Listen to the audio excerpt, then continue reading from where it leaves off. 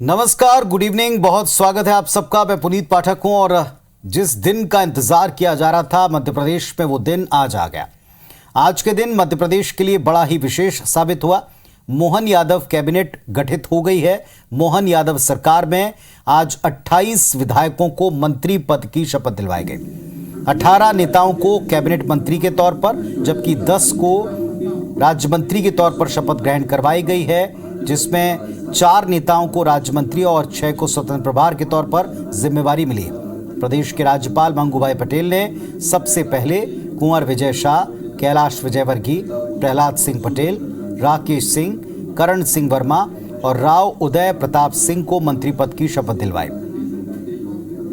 Group में कुल 28 विधायकों को अलग अलग ग्रुप्स में शपथ ग्रहण करवाया गया। लोकसभा चुनाव की दृष्टि से जाति, क्षेत्रीय, स्थानीय हर तरह के समीकरण को साधने का प्रयास इस कैबिनेट में साफ तौर पर दिखा है।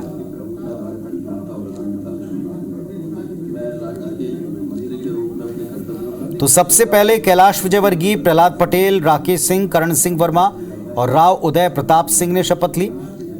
फिर दूसरी बार में कुंवर विजय शाह, तुलसीराम सिलावट, ऐदल सिंह कंसाना, निर्मला भूरिया, गोविंद सिंह राजपूत और विश्वास सारंग, उन्होंने शपथ ग्रहण की।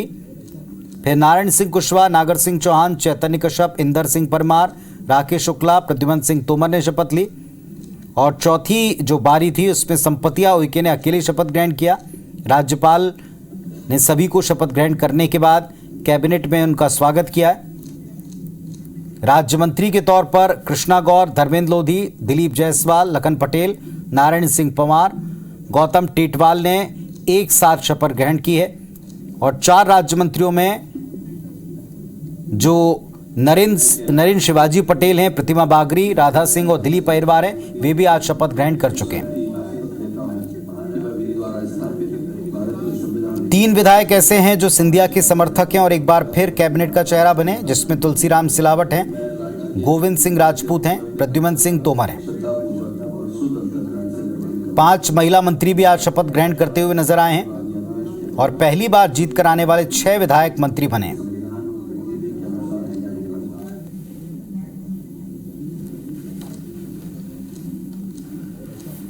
तो शपथ ग्रहण के दौरान की तस्वीरें हम आपको दिखा रहे हैं। इसके बाद प्रतिक्रियाओं का दौर शुरू हुआ। आज के मध्य प्रदेश सरकार के सभी नवनियुक्त मंत्रियों को बधाई देना चाहूँगा। सभी के सहयोग से समन्वय करते हुए मध्य प्रदेश की सरकार के लिए मंत्रियों का, क्षेत्र के, अंचल का, सभी समाज का, सभी का यथासंभव प्रयास किया गया और जो बच्चे हैं उनको भी शीघ्र। प्रधानमंत्री जी का हमेशा से आग्रह रहता है कि नया पुराना कुछ नहीं होता है, काम करने वालों को मौका मिलना चाहिए और मुझे इस बात की प्रसन्नता है कि माननीय मोदी जी के नेतृत्व में निश्चित रूप से नया मंत्रिमंडल नए रिकॉर्ड बनाएगा। बहुत बहुत धन्यवाद।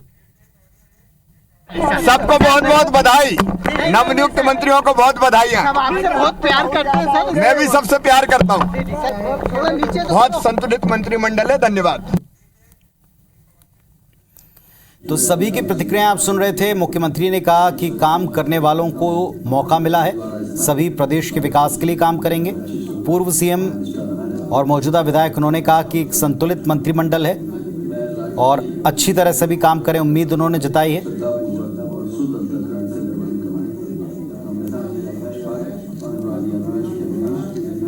और इस वक्त हमारे 2 सहयोगी जुड़ गए हैं अलग अलग अंचलों से। नासिर गौरी जुड़े हैं ग्वालियर से और रवि इमराज सिसोदिया जुड़े हैं जो मालवा निमाड़ का इंदौर है, वहां से जुड़े हैं हमारे साथ। लगातार हमने इस बारे में खूब चर्चा की कि कहां से कितने चेहरों को शामिल किया जाएगा। तो सर्वाधिक तौर के ऊपर जैसे हमने देखा मालवा निमाड़, लेकिन सबसे बड़ी नजर है ग्वालियर चंबल पर। नासिर के पास पहले चलते हैं। नासिर, ग्वालियर चंबल से जिन चेहरों को शामिल किया गया, इसमें 24 वाला गणित आपको दिखाई पड़ता है, काम करने वाला क्राइटेरिया दिखता है, या जैसे सिंधिया समर्थक भी कुछ फेसेस शामिल हुए हैं, उस तरीके का संतुलन साधा गया है?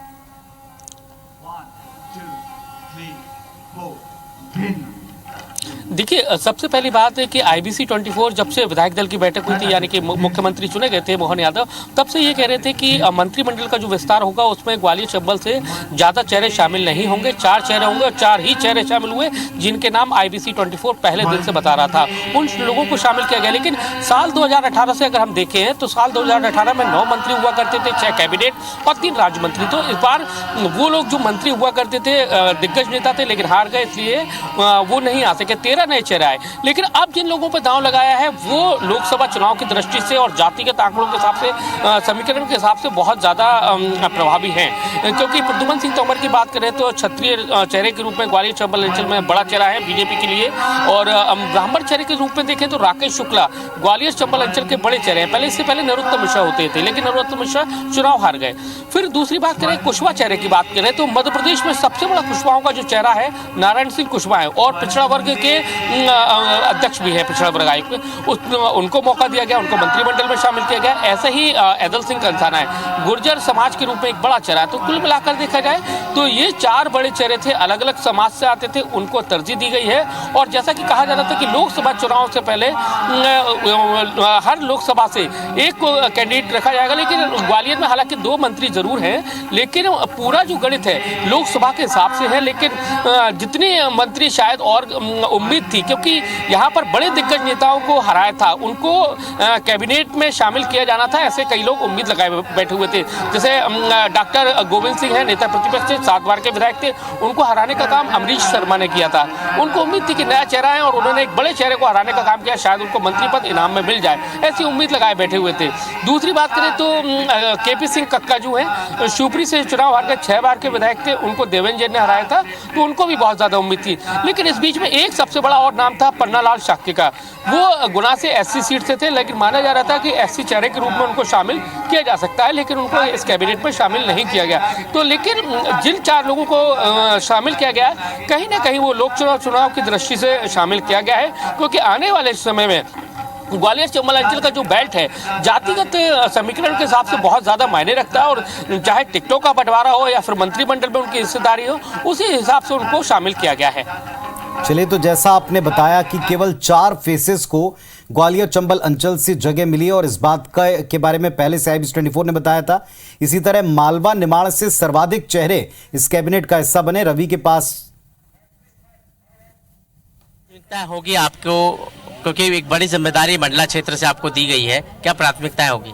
सबसे पहले तो मैं केंद्रीय नेतृत्व, प्रदेश नेतृत्व, जिला नेतृत्व और मेरे अपने क्षेत्र की जनता को बहुत बहुत आभार व्यक्त करती हूँ कि उन्होंने आज यहाँ विधानसभा में भेजा और हमारी पार्टी ने आज मुझे इस स्थान पे भेजा है। आज चूँकि अटल बिहारी वाजपेयी के जन्मदिन के अवसर पर, सुशासन दिवस के अवसर पर सभी को बहुत बहुत शुभकामनाएं देती हूँ। और आज हम लोगों ने 6 मात्र शक्तियों ने आज शपथ लिया और यही एक भारतीय जनता पार्टी है जो महिलाओं का सम्मान करती है। अन्य दल तो सिर्फ बातें करते हैं, पर भारतीय जनता पार्टी एक ऐसी पार्टी है जो कहती है वो करती है। और आज आप सब लोगों ने देखा होगा कि जिस तरीके से जनजाति समाज की चिंता करते हुए भारतीय जनता पार्टी ने उनकी जन कल्याण योजनाएं चलाई और आज उनको साकार रूप में परिणित करते हुए 3 मात्र शक्ति जनजाति समाज की बहनों को आज यहाँ पे शपथ लेने का अवसर मिला। जनजाति वर्ग के ऐसे 1 भाई और 3 बहनों ने आज यहाँ पे शपथ लिया। मैं हृदय से हमारे आदरणीय प्रधानमंत्री नरेंद्र मोदी जी को, माननीय अमित शाह जी को, आदरणीय नड्डा जी को और हमारे आदरणीय शिवराज सिंह चौहान को, हमारे डॉक्टर मोहन यादव जी, हमारे यशस्वी मुख्यमंत्री जी को और हमारे संगठन के मुखिया आदरणीय BD शर्मा जी को, संगठन के सभी हमारे पदाधिकारियों को हृदय से बहुत बहुत आभार व्यक्त करती हूं कि जिन्होंने हम जैसे साधारण बहनों को आज यहां पे लाकर के खड़ा किया है। संपतिया जी, मैं आपको बहुत लंबे वक्त से देख रहा हूं, लेकिन एक लंबा समय बीतने के बाद सफलता मिली आपको। ये भारतीय जनता पार्टी है कि एक एक कार्यकर्ताओं की चिंता करती है। हमने कभी नहीं सोचा था कि हम यहाँ पे इस अवसर पर हम लोग यहाँ पे खड़े होंगे, पर भारतीय जनता पार्टी ने आज उनकी निगाहें सब पर रहती है। मैं सभी कार्यकर्ताओं को कहती हूँ, आज मैं एक कार्यकर्ता आज यहाँ पे खड़ी हूँ, कल हमारे दूसरे कार्यकर्ता भी यहाँ पे खड़े होंगे। और आज हम लोगों ने यहाँ पे राज्य भवन से निकल करके सीधे पार्टी कार्यालय आए, चूंकि ये हमारा मंदिर है, ये हमारा संस्कार है। Thank you. आप जो जनजाति वेशभूषा में, जनजाति संस्कृति में यहाँ पर आई है, अभी आप जनजाति की बात कर रही थी, बाकायदा आप देखिए आपके जो वेशभूषा में बिल्कुल परंपरागत तरीके से यहाँ पर पहुंची हुई है। ये हमारी पहचान है, हमारी संस्कृति है, और इस संस्कृति को बनाए रखना हमारी सबकी नैतिक जिम्मेदारी है। अच्छा, मंडला में बड़ी जिम्मेदारी आपको मिली है, क्योंकि मंडला से पार्टी को जो परिणाम मिलने थे वैसे मिले नहीं, बालाघाट से जैसे परिणाम मिलने थे वैसे मिले नहीं, सिवनी, मंडला और बालाघाट, मतलब आप क्या कहेंगे? मंडला संसदीय क्षेत्र बड़ा चुनौतीपूर्ण है चुनाव जीतना आप लोकसभा का। माननीय यशस्वी, हमारे गौरव, देश के गौरव आदरणीय प्रधानमंत्री जी की इतनी अच्छी योजनाएं हैं, उन योजनाओं को हम नीचे स्तर तक उतारेंगे और हम रात दिन से मेहनत करके, और लोकसभा भी हम सब लोग मिलकर के कोई सोच रखा विभाग कौन सा मिलना चाहिए? नहीं, हम सेवक हैं, जो जिम्मेदारी देंगे उसका निर्वहन करेंगे। Thank you. तो संपत्तियां उनके जी है और कह रही है कि जो जिम्मेदारी उनको मिलेगी वो करेंगी, और जो चुनौती है लोकसभा का चुनाव जीतने की, वो प्रधानमंत्री के नेतृत्व में लोकसभा चुनाव भी जीतेंगे। कैमरा पर्सन संजय के साथ विवेक पटिया, IBC 24 भोपाल। तो विवेक पटैया ने संपत्तिया उइके जो मंत्री पद की शपथ ले चुके हैं उनसे उन्होंने बातचीत की, उनकी प्रतिक्रिया दिखाई। विवेक के पास में हम थोड़ी देर बाद पुनः पहुंचेंगे। फिलहाल रवि के पास चलते हैं इंदौर। रवि, जिस तरह से बात कर रहे थे कि सर्वाधिक चेहरे मालवा निमाड़ से हैं, सर्वाधिक अमाउंट ऑफ सीट्स जो हैं वहीं से हैं, और हर बार ये भरपूर तौर पर बीजेपी को समर्थन करने वाला क्षेत्र रहा है। अब की बार का जो मंत्रिमंडल है बड़ा विशेष है, बहुत से परिवर्तन हुए हैं, कई बिग शॉट्स ने चुनाव लड़े, जीते, और उनको कैसे बैलेंस करेंगे सवाल रहा। कैसे देखते हैं आप इस मंत्रिमंडल में मालवा निमाड़ की स्थिति?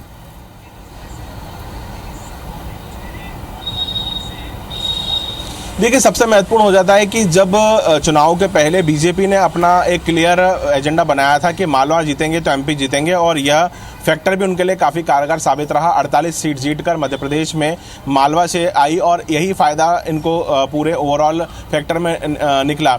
सबसे बड़ी बात हो जाती है कि अभी जो मंत्रिमंडल हुआ है इसमें ST, SC, OBC और जनरल, यानी मालवा निमाड़ की ये जो 7 सीटें हैं, इनमें चारों वर्गों को आप जो वर्गों का बैलेंस है वो इसमें नज़र आता है। 7 मंत्री यहाँ से दिए हैं, और जो बड़े नाम है उसमें कैलाश विजयवर्गीय बीजेपी के राष्ट्रीय महासचिव हैं। इंदौर विधानसभा 1 से चुनाव लड़ने के लिए उनको मैदान में उताराएगा, और जब उन्हें मैदान में लाया गया था तब काफ़ी लोग शॉक्ड हुए थे कि इन्हें इतने बड़े पद से यहाँ पर चुनाव लड़ने के लिए लाया गया। लेकिन अब फिलहाल वो मंत्रिमंडल में भी शामिल हो गए हैं। एक बड़ा मंत्री, एक बड़ा मंडल जो बात करें मंत्रिमंडल के तौर पर, उन्हें इसके अलावा आसपास के जो एरिया हैं इस पर भी काफ़ी प्रभाव पड़ना है, क्योंकि जिस तरीके से हमने देखा है कि इसमें ST सीटों की अगर बात कर ले तो निर्मला भूरिया और नागर सिंह चौहान पेटलावद, और अगर बात कर लूँ पेटलावद से आ जाते हैं नागर सिंह चौहान और झाबुआ, इस अलीराजपुर की सीट की अगर बात कर लूँ तो ये दो सीटें हैं, ये ST सीटें हैं, आदिवासी सीटें हैं, और आदिवासी सीटों पर इस बार फोकस जो है वो बीजेपी ने काफ़ी अच्छा रखा है, क्योंकि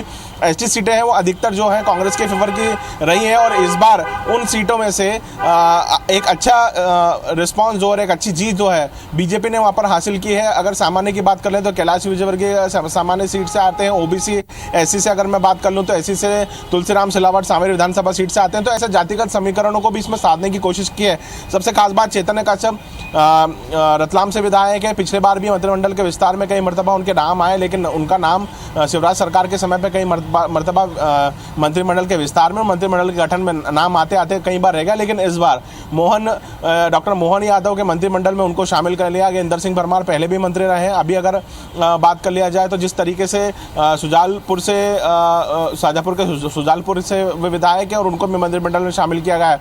कुंवर विजय शाह की अगर बात कर ली जाए, हरसूद से हैं, वे भी पहले शिवराज सरकार में मंत्रिमंडल पर लगातार 8 बार के विधायक है, और ऐसे में तमाम मरतबा में मंत्री भी रहे, तो उनको भी मंत्री अपने क्षेत्र को ध्यान रखते हुए इस क्षेत्र पर भी अच्छा फोकस रहा है। और ओवरऑल अगर बात कर ली जाए तो भले ही इस बार जो नए चेहरे थे उनको मौका दे, अर्चना चिटनिस को लेकर कई मरतबा ये नाम भी सामने आ रहा था कि अर्चना चिटनिस को मौका मिल सकता है, लेकिन अब खंडवा जिले से ही है, क्योंकि तो यहाँ पर अरसूद से को विजय शाह को यहाँ पर मौका मिला है, नए चेहरों को मौका जरूर मिला है, लेकिन सबसे ज्यादा मालवा निमाड़ से 7 सीट, क्योंकि सबसे ज्यादा सीटें भी यहीं से निकल कर आई हैं। शिवराज सरकार की अगर हम बात कर लें तो पिछली बार भी कुल मिलाकर के मालवा निमाड़ में अधिक सीटें और अधिक चेहरे, सर्वाधिक चेहरे यहां से इस अंचल से दिखाई पड़ते और आपने बताया कि बैलेंस बनाने की कोशिश की गई। एक बार फिर भोपाल चलते विवेक के पास पे। विवेक, अब की बार जो पिछली बार चुनाव लड़े, जीते, पिछली कैबिनेट का हिस्सा रहे मंत्रियों में से तकरीबन 10 ऐसे चेहरे हैं जो मिसिंग हैं, जो अब की बार नहीं है। इनको लेकर सवाल को पूर्व सीएम भी टालते नजर आए। ये जो बैलेंस बनाने का प्रयास किया गया है, नए पुरानों को नहीं, काम करने वालों को मौका देंगे, ये मुख्यमंत्री ने स्वयं कहा, क्या मैसेज है?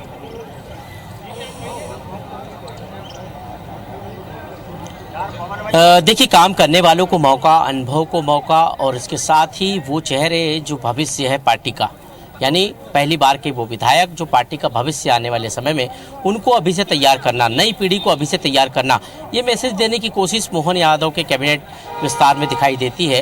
क्योंकि पहली बार के विधायक को यदि मंत्री बनाया गया है, अभी कुछ देर पहले मैंने राधा सिंह से बात की जो पहली बार मंत्री बनी है, उनके ससुर पहले मंत्री हुआ करते थे, जगन्नाथ सिंह उनकी बहू है, वो चित्रंगी से विधायक है, पहली बार की मंत्री है। उनका कहना था कि मुझे ऐसा लग रहा था कि मैं पहली बार विधायक बनी हूँ, तो मुझे थोड़ा एक साल कम से कम मुझे संसदीय भाषा सीखने में, संसद विधानसभा की जो कार्रवाई देखने में और कैसे काम होता है ये देखने का मौका मिलता। लेकिन सीधे पार्टी नेतृत्व ने ये कह दिया कि आप मंत्री बनिए। मतलब पार्टी नेतृत्व ने वो मौका भी नहीं दिया कि आपको एक विधायक के तौर पर काम सीखना है, आपको सीधे मंत्री बना दिया गया। ऐसे ही कई ऐसे चेहरे हैं, जैसे हम नागर सिंह चौहान की बात करेंगे तो 4 बार के विधायक है, भले ही 4 बार के विधायक है, लेकिन मंत्री पहली बार बने हैं और अभी युवा चेहरा है, उनको मंत्री बना दिया गया। इसके साथ ही हम बात करें भी संपत्ति है, उनके से हमने थोड़ी देर पहले बात की थी, लंबा समय बीत गया उनको पार्टी में काम करते करते, और अंततः अब सफलता मिल रही है और सीधे कैबिनेट मंत्री बनाया गया है। मतलब आप समझ सकते हैं कि अनुसूचित जनजाति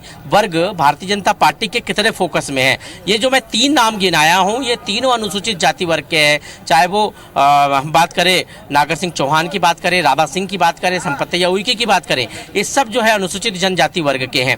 और इनको मंत्री बनाना मतलब पार्टी ने एक मैसेज देने की कोशिश की है कि पार्टी के लिए ओबीसी भी उतने ही इंपॉर्टेंट है जितने अनुसूचित जाति के और अनुसूचित जनजाति के हैं। तो एक बैलेंस बनाने की कोशिश जो है वर्ग को लेकर भी की है, जाति को लेकर भी की है, और अनुभव और प्रथम बार की युवा पीढ़ी को लेकर भी की है। चलिए, साफ अगर हम कहें विवेक, तो इसमें 24 को लेकर एक बैलेंस दिखाई पड़ता है, 24 को लेकर एक तैयारी दिखाई पड़ती है, और 24 के लिए जो मैसेज पार्टी को जिता सकते हैं, मजबूत बना सकते हैं, वो सबसे आगे दिखाई पड़ रहे हैं। अब ये कैबिनेट किस प्राथमिकता के साथ काम करती है, इस पर नजर आएगी। फिलहाल आप दोनों का बड़ा धन्यवाद कि आपने इसे अच्छी तरीके से समझाने की कोशिश की कि कैबिनेट में जिन चेहरों को शामिल किया गया, दरअसल वे किस तरह और किस समीकरण के तहत फिट बैठते हैं।